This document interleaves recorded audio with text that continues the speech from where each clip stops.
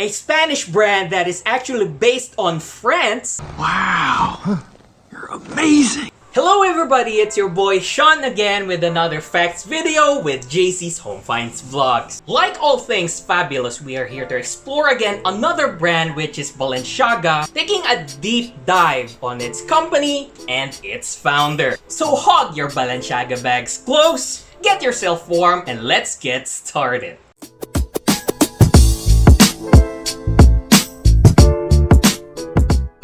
Established back in 1919 at Basque Country, Cristobal Balenciaga's Balenciaga brand is another signature name to behold as one of the biggest fashion houses Europe has ever seen. Flashback during his childhood, after his father's death, his mother needed to provide for 3 children. Therefore, as young as he was 11 years old, he learned to sew and eventually developed a passion for fashion later on. A year later, he received professional training thanks to his sponsor, a tailoring firm which saw his potential at a very firm age of 12. Talk about starting them young. 20 years later, after 2 decades of hard work and fruitful years under employment, Balenciaga opened his first ever store. By the time, if we do the math, he's already at 30 years of age. But as Christian Dior himself said to the man who moved from Spain to Paris, Cristobal Balenciaga is a genius and master of us all. Balenciaga is known not only as a haute couture nor a creator of fashionable garments alone, but he's most certainly known as a grand master of his every craft. He knew what he wanted to construct with every slide of the hem within each thread and clothing. He went the extra mile in creating his own fabrics too. One of his well-known creation of fabrics is the silk gazar, which he made in collaboration with the Swiss fabric house, Abraham.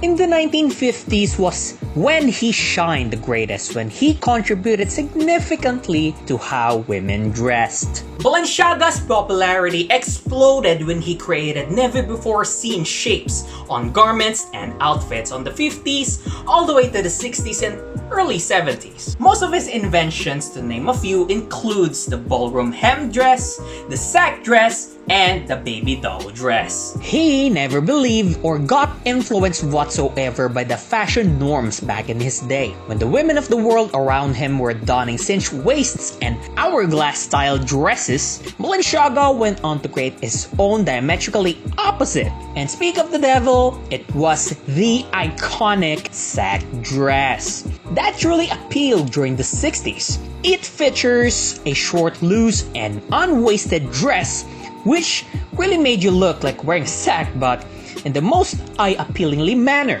I mean, how genius was that, right? No wonder he received tons of praises from the big names in the industry. Simply put, Balenciaga has this undying vision to always create outfits for women in order for them to look beautiful both inside and out. But wait, before we get started on the next part, I would like to ask everyone to please like, share, and subscribe with JC's Home Finds Vlogs to be updated and posted on contents and uploads. Throughout his career, as you may tell by now, all the way to his death, Balenciaga was always known as a quiet and private man. He denied hype and any forms of publicity if it requires his presence. However, the only time that he did appear for the public to tell his own story was with his first and only interview with Prudence Glynn, a writer for the Times in 1971, which was a year before his death. He explained then during his interview with Prudence that he never liked explaining his train of thought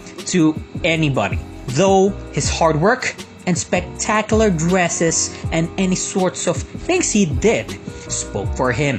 And of course, his team of monsters, as they were so called, were the carriers of his speech. You see, his team had quite a notorious reputation for being such condescending and haughty fellows. One good example is when his models are instructed firmly to walk down the catwalk with stern and cold faces. Ever watched the movie Whiplash?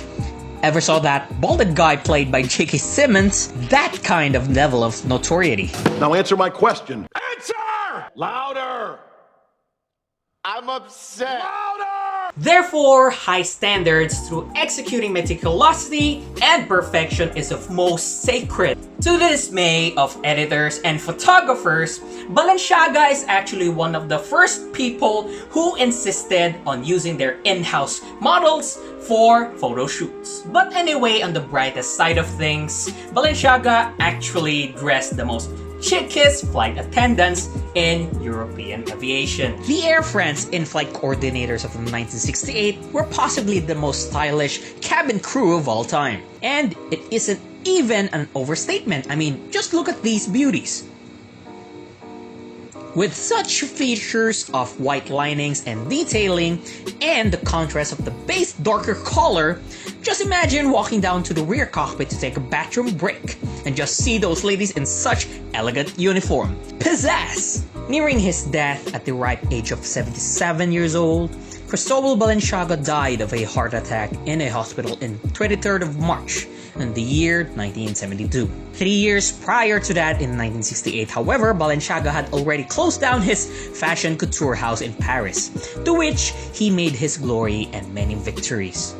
Designing for well-known public figures like celebrities, queens, and even many among others who he was praised for countless times for his achievements and creations for them.